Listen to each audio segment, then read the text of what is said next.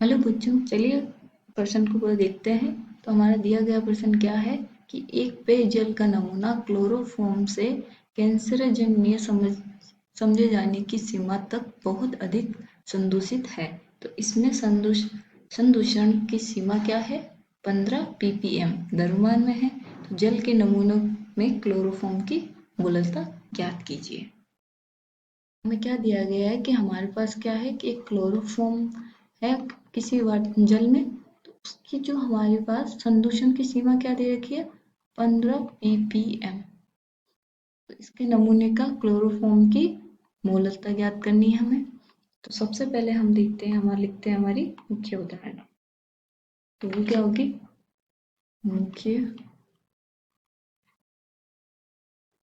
अवधारणा। तो मैं लिख सकती हूँ विलयन की सांद्रताओं के पद, जैसे कि इसमें गुणात्मक मात्रात्मक होते हैं। तो मात्रात्मक में की भी कितने प्रकार के होते हैं? 3 प्रकार के। द्रव्यमान द्रव्यमान, द्रव्यमान आयतन और द्रव्यमान आयतन आयतन। तो ये जो है हमारी, तो ये क्या है? द्रव्यमान द्रव्यमान इकाई है। तो ये क्या है हमारी? द्रव्यमान द्रव्यमान द्रव्यमान इकाई है। तो अब हम सबसे पहले देखते हैं कि 15 ppm का मतलब क्या होता है।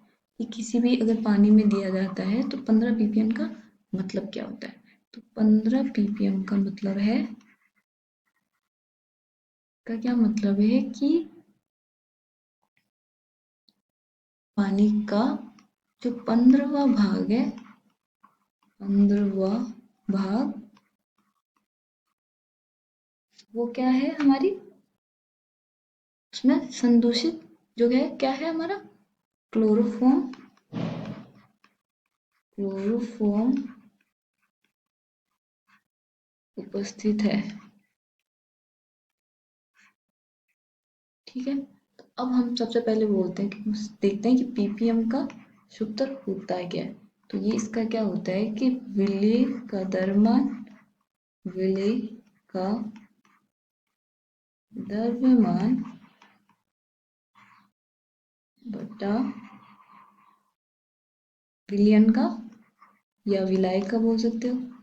विलयन और विलायक में ज़्यादा अंतर होता नहीं है, क्योंकि हमारा जो विलेय है उसकी मात्रा बहुत ही कम होती है।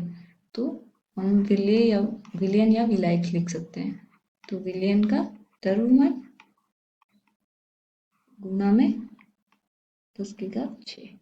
तो अब हमें ppm को क्या दे रखा है? इसकी कितनी दे रखी है हमें? 15। और हमें निकालना क्या है? मोललता। तो हमारी मोललता क्या होती है? मोललता क्या हो जाएगी? 1 kg विलायक में घुले हुए विलेय के मोलों की संख्या, विलेय के मोल बटा विलायक का द्रव्यमान। ठीक है। अब क्या है कि हमारे पास कितना दे रखा है?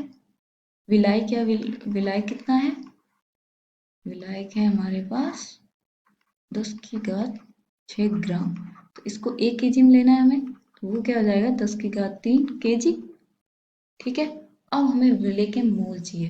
तो हमें मात्रा दे रखी है कि 15 ग्राम क्या है हमारा?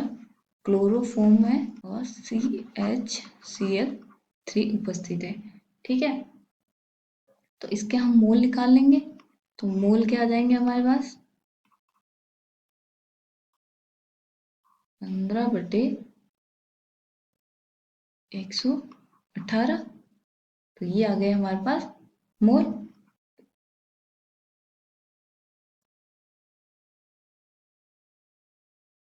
इसका मान क्या आ जाएगा हमारे पास हल करने पे? 0.12711। ठीक है। तो अब हमारे पास हमारी मोललता क्या आ जाएगी? मोललता वो क्या होगी?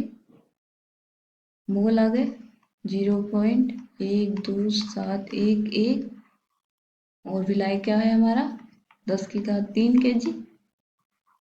तो ये आ जाएगा 0.1271 गुणा 10⁻³ मोलर।